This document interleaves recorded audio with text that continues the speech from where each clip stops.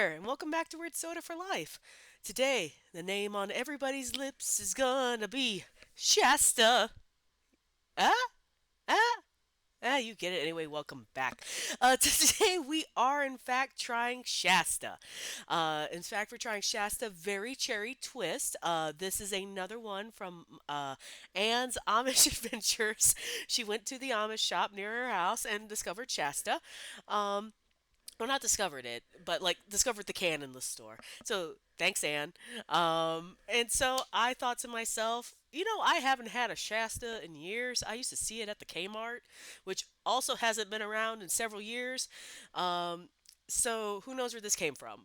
But I thought, well, you know what? Not every weird soda has to be something that's weird because it tastes like green beans. It could just be weird because you haven't seen that brand since the 1900s. That's right, I said it. The 1900s. Or how about since the 20th century? Either way, hashtag old. Um, but so I said, okay, well, I love cherry. Let's see what we can get ourselves into. And what a weird thing. Uh, I will say there's not a lot to talk about wild cherry twist in general, but there is a ton to talk about Shasta. um, so let's get a little bit into that because I love my history. So straight up, Shasta is again surprisingly a 19th century invention. That's right.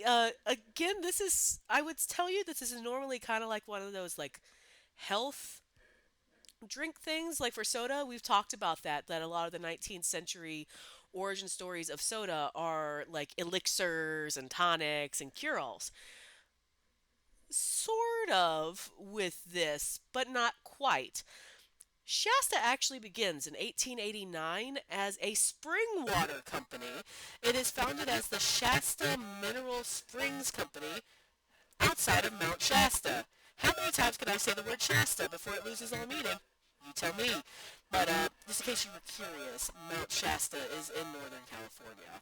Um, but entrepreneurs get together, bottle this water, and they start selling it from the local springs. In they start shipping it in railroad cars to get it across the country. Um, and that kind of just continues, but eventually they realize, you know what? We're getting too specific with this mineral thing. So in 1928, they actually changed their name to the Shasta Water Company. Just in case you were confused about Mineral Springs. Did the Mineral Springs run out? I don't know. Do Mineral Springs run out? Did somebody not pay the water bill? I have so many questions. But so they changed the name, and then the Great Depression hits. And they're like, well, shoot, we've got to come up with something. We can't just be giving people water. Water is free. Like, um, so in 1931, they actually create their first soft drink. Uh, and it's ginger ale. We've talked about the history of ginger ale and ginger beer before on the channel. Um, but yeah, so they create ginger ale. And they kind of just like lean into this whole thing. And so for like the next couple of decades, they like kind of just make mixers for alcohol. So in addition to the ginger ale, they still stick with the mineral water thing that they were doing before, but they also start creating club soda. Um, Not really like leaning very hard into the soda game. Um, but and check this out. So in the 50s, right? We were talking about this. We were talking about like their shipping and everything else. Would you believe in 1953 they were the first company to put their soda in cans? That's right, like the thing that we just think about as a vehicle for carrying our soda or any sort of drinks nowadays in an aluminum can was Shasta. Like of all people, who saw that coming? What a twist! Oh, perhaps a very cherry twist, but I digress. But yeah, how cool is that? Um, around the same time, they actually also are one of the first pioneers in diet soft drinks. So what I'm telling you is maybe put a little bit respect on Shasta's name here because like Shasta is a pioneer apparently in the soda world and we've just been sleeping on it and I've been making goofy comments about it being something that I left behind at a Kmart. But like straight up Shasta was a like a pioneer, a trailblazer one might say in the soda game. How cool is that, right? Um and but eventually they can't go it alone. So in addition to being like innovators of the industry, they actually get purchased in the 1960s, and they're purchased by nobody doesn't like Sara Lee. That's right. These people are owned by the pie people. Uh, so, Sarah, at the time they were called Consolidated Foods, but like in the 1960s, Sara Lee buys them, which explains actually a lot about why I would find them a lot in convenience stores. But um, and at that time too, we go through our third name change, and now they're called Shasta Beverages, which makes sense because I'm probably not looking for a ginger ale in the same company that's called Shasta Water. I mean, I know water's in soda, but like anyway, and at the same time during the 60s thing, they actually introduced their at this point the first sugar-free zero-calorie soft drinks during this time. So again, they are like blazing forward um, in this thing. They're not Tab. Now, Tab is on record as being the very first like diet soda, but um, they are like in it to win it, right? And then after that, they were cruising. We hit the 60s, we hit the 70s, and we hit the 80s. And then in 1985, Shasta is acquired by the National Beverage Corporation. The National Beverage Corporation also owns our favorite Juggalo, I was gonna say themed, but that's not right. Soda, Fago. Fago is also actually owned by the National Beverage Corporation. So now we have Shasta and Fago, which sounds like a really terrible like uh cop film. Shasta and Fago on the streets. I, d- I was gonna go somewhere with that, but if you can't tell from my voice, I'm a little under the weather this week. So uh, the the the hits aren't hitting, but we'll do our best. Um, but the other thing too, around this time, do you know the band Ministry? Their lead singer wrote a jingle. I wish I had heard it. I was just kind of like, okay, this is not what I would expect from Ministry, but okay.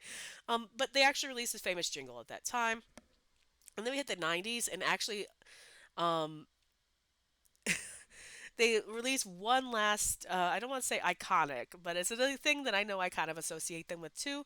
The 3 liter bottle, because 1 liter and 2 liters is not enough. You need 3 liters of Shasta because again the mountain ran out of water a long time ago, so they just doing their best now.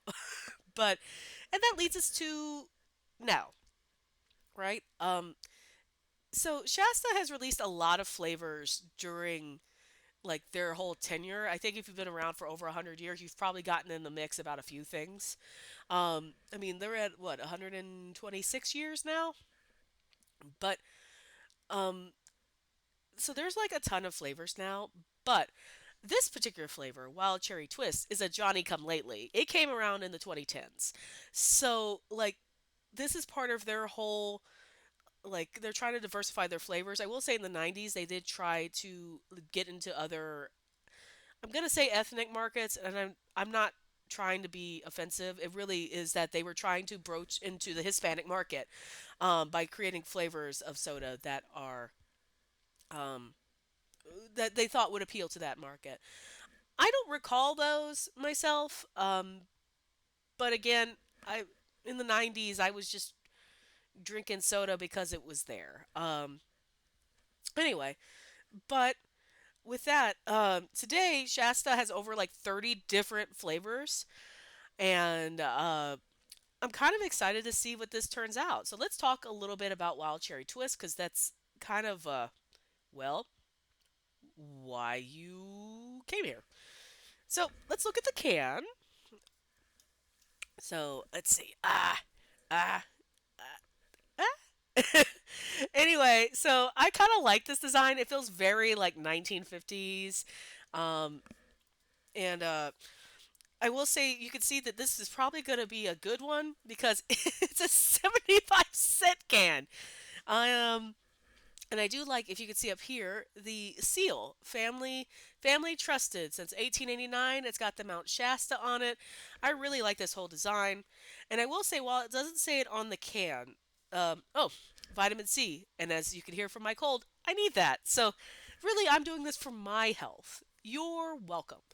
Um, but although it doesn't have the descriptor on the can, the website says that this is fresh, ripe, dark cherries with the zing of lemon and lime provides a sweet and zesty treat that can't be beat. That's what they say about me too. Kidding. But also, I don't think I really want a drink to be zesty, but maybe I'm just not thinking it.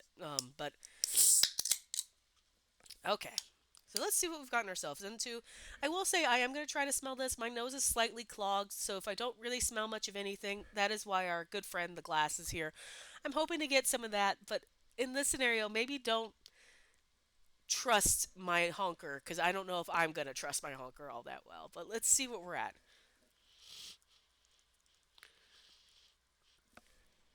Yeah, I don't smell a lot, so let's see. I knew it was going to be pink. I could feel it in my bones. Okay, so, well, at least if nothing else, whether I could smell it or not, like, look at how pretty that is. That's a very pretty pink. Um, I'm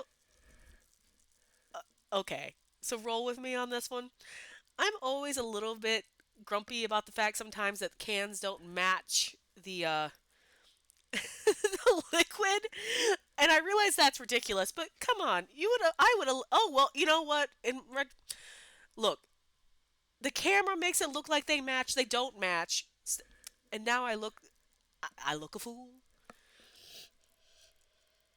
Okay, I'm not smelling anything, but again, keep in mind that I know my nose is a little compromised at the moment. Um, Excuse me. Bottoms up.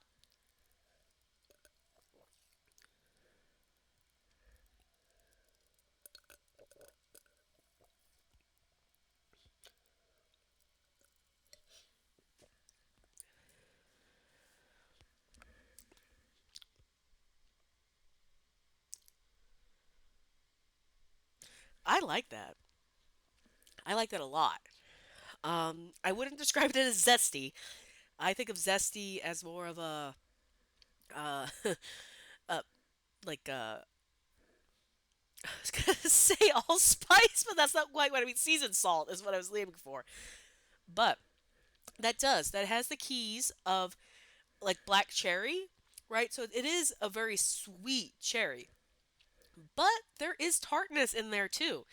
Now, I don't know if that's from the lemon or the lime, like thing that they're advertising in there, but there is a tartness in that. That is a really, really good cherry soda. Um, I like that a lot. But yeah, yeah. So I would probably just tell you if, yeah, if you like dark cherries, if you like the black cherry, because again, we've talked a little bit about the differences between like a black cherry soda and a maraschino cherry and a Bing cherry, right? Each cherry variant has a different kind of soda background. This does lean very much into black cherry. But the tartness, I mean, and I like all the cherry ones, but the tartness at the end really kind of cuts through that sweetness. And I would also say that I don't find it super, it is sweet, but I don't find it overly sweet. I find it like sweet enough. I like this quite a bit. I don't know where you will get this. I don't think I've seen Shasta in actual stores in years. Um, but I guess you can go to the Amish market and find it. But all sarc aside, if you do see this in a store and you like cherry, you should go get it. I, again, I liked it quite a bit.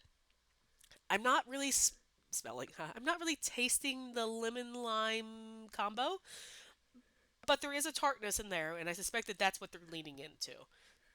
But actually, you know what? It tastes like the Fago black cherry with a little bit of tart in there. So if you've had that Fago and you like that, you will like this.